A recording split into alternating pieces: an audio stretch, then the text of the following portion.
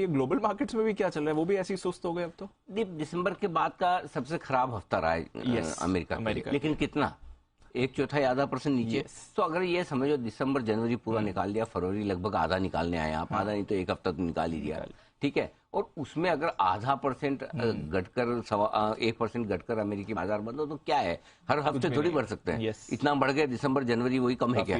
तो मतलब 2 महीने की बढ़त के बाद एक सुस्त हफ्ता कहना चाहिए कोई। आप मुझे बताओ, अमेरिकी बाजार को देख के कौन कह सकता है कि इसको तेजी करनी है मंदी करनी है? ट्रेंड तेजी का बरकरार है, मंदी तेजी, प्रॉब्लम क्या है, न तेजी हो रही है और मंदी हो भी नहीं रही। तो न नीचे जा रहा है न ऊपर जा रहा है, ये टाइम वाइज करेक्शन है, समय है जो यहाँ पर अमेरिकी बाजार बिताना चाहते हैं कुछ नए ट्रिगर्स के पहले। और ये नया ट्रिगर क्या कल होगा? कल महंगाई के आंकड़े आने वाले हैं अमेरिका में, और अंदाज ये है कि 6.2% रहने का अंदाज है।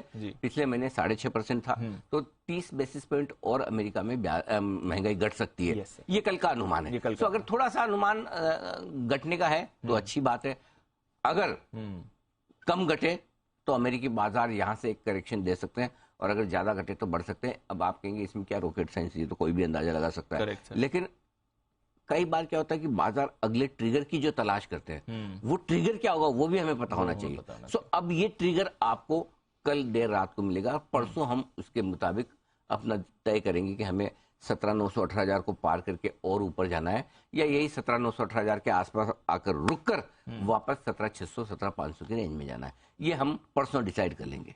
परसों कर लेंगे, ठीक है, परसों कर लेंगे।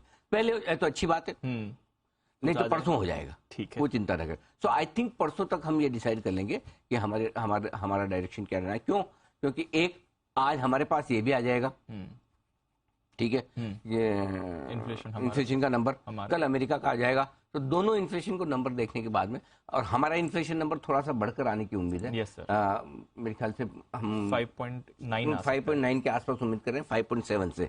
हमारा 20 बेसिस पॉइंट बढ़ सकता है, अमेरिका का 30 बेसिस पॉइंट घट सकता है, ये हमारा अनुमान है। तो ठीक है, ऐसा कोई दिक्कत वाली बात नहीं है। मेरे ख्याल से मुझे लगता है कि 1-2 दिन का और मामला है, शायद उसके बाद बाजार अपना डायरेक्शन तय करने की कोशिश करेंगे। अब अच्छी बात क्या है? अच्छी बात यह कि हम ट्रेडिंग रेंज के ऊपरी सिरे की तरफ हैं। हम लगातार 3 दिन से 17,850 के आसपास या इसके ऊपर बंद हो रहे हैं, और पिछले सारे उठापटक में अदानी ग्रुप के शेयरों की इतनी मारकाट के बीच में बजट ये वो सब कुछ होने के बावजूद दीप हमने 17,600 के नीचे की क्लोजिंग नहीं दी, राइट, और 17,900 के ऊपर की भी अब तक नहीं दी है। लेकिन फिर भी 3 दिनों तक 17,850 को क्लोजिंग बेसिस पे होल्ड करना अपने आप में अचीवमेंट है। अगर आज हम 17,900 के ऊपर बंद होते तो थोड़ा कॉन्फिडेंस और बढ़ेगा। ये आखिरी कंजेशन जो है आपका 17,900-18,000, ठीक है, तो उसको पार करने की कोशिश है। अगर हमारे आंकड़े और हमारे आंकड़े थोड़े बढ़कर भी आए तो चिंता की बात नहीं, क्योंकि हमारे यहाँ रेपो रेट ऑलरेडी 6.5% हो चुके हैं और